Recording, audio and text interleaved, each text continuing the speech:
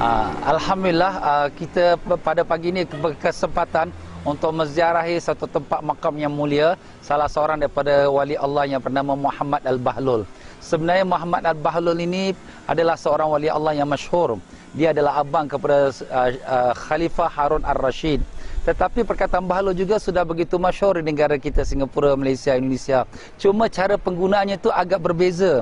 Kemungkinan besar daripada kita bila orang mengatakan kita bahlul, kita akan marah kerana kita menyangkakan perkataan bahlul itu merendahkan kita dan menjadikan kita seperti orang bodoh.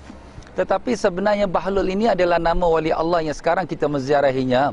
Kemungkinan zaman dahulu datuk nenek kita, mereka mengetahui sejarah ini dan mereka memanggil anak-anak mereka bahlul apabila mereka marah dengan tujuan supaya anak-anak itu mudah-mudahan menjadi orang yang wali Allah, orang yang baik-baik. Tetapi oleh kerana lama-kelamaan sejarah itu tidak dikenali dan akhirnya bila dipanggil bahlul, kita merasakan marah kerana kita macam diperbodohkan. Maka dengan itu hari ini kita dapat menguraikan satu perkataan yang mungkin selama ini kita tidak memahaminya. Dan kalau lain kali kalau orang panggil kita bahlul, kita ucapkan amin kerana dia mendoakan untuk kita menjadi seorang wali Allah. Ya.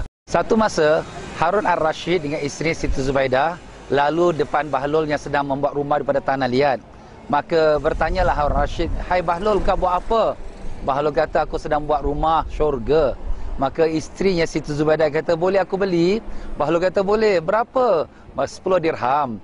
Maka apabila Harun Ar-Rashid dengar isterinya bayar 10 dirham, Harun Rashid ketahukan, kau dah kena tipu-tipu dengan si Bahlul ni.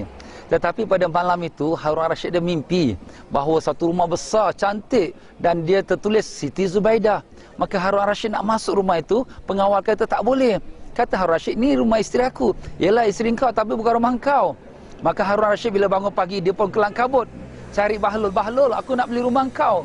Kata Bahlul, "Boleh." "Berapa?" 10,000 dirham. Kenapa semalam 10 dirham? Semalam kau tak nampak, hari ni kau dah nampak." Jadi sini menunjukkan bahawa Bahlul ni orang yang kasyaf dan dia adalah juga seorang wali Allah yang soleh. Maka sebab itulah Allah kabulkan semua doa-doanya. Ya.